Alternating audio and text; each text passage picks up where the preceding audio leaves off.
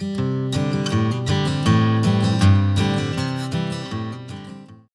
it's Tanya and it's the weekly sketch challenge once again, and it's this gorgeous sketch which I figured was going to be perfect for this patterned paper, can't talk today, with all these little 2x2 squares, and I had so much fun with cutting it up and then deciding which ones I wanted to use, which is why I am now dividing them up into their colors or shapes, because I am going to fussy cut a few of them out. Not that I use very many of those, but I just like the idea of incorporating those envelopes you can see in the top right there into my layout, because it's almost like a grid layout, and I love doing grid layouts. I really do enjoy doing those, and these 2x2 squares are just perfect for that. And you've got one piece of paper.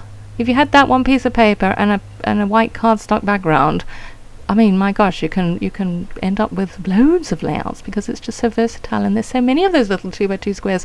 So here I just went and decided what I wanted to put where, and it's mainly based on color, and I am hiding most of the words because the words are very birthday themed, and that really isn't what I was doing with this layout.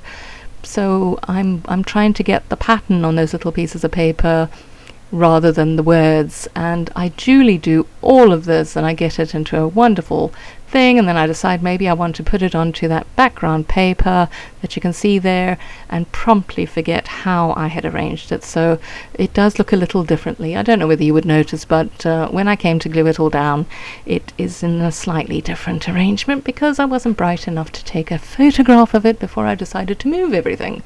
So lesson learned. But it still turns out fine.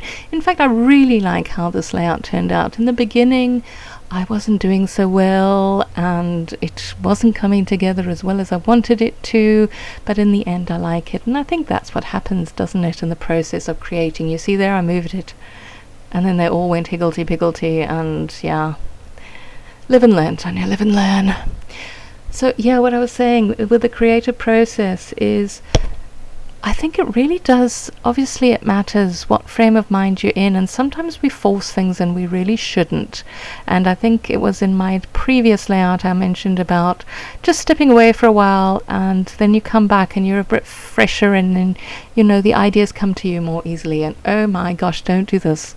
I have discovered we have a cheap shop that has sticky backed fun foam, but it's very, very sticky.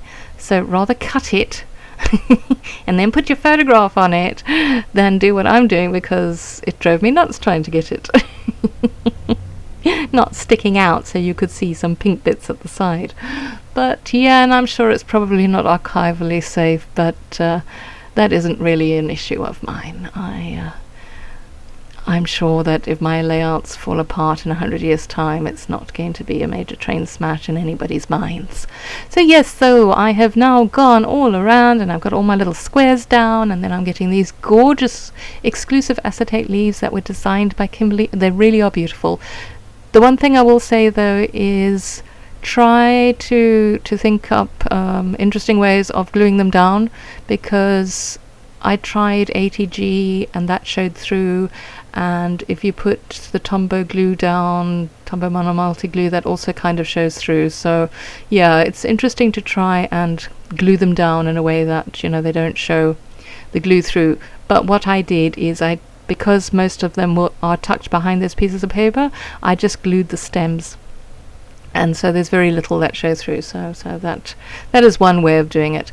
And yeah, I thought the title was kind of novel actually, because in the photograph they're holding this bead-made rugby ball, and it says "I love you," and Tamsin's pointing to it, so I thought I would put "love you too," which I think is quite clever, because it could also be, you know, "love you too," as in the two of them, and also "love you too."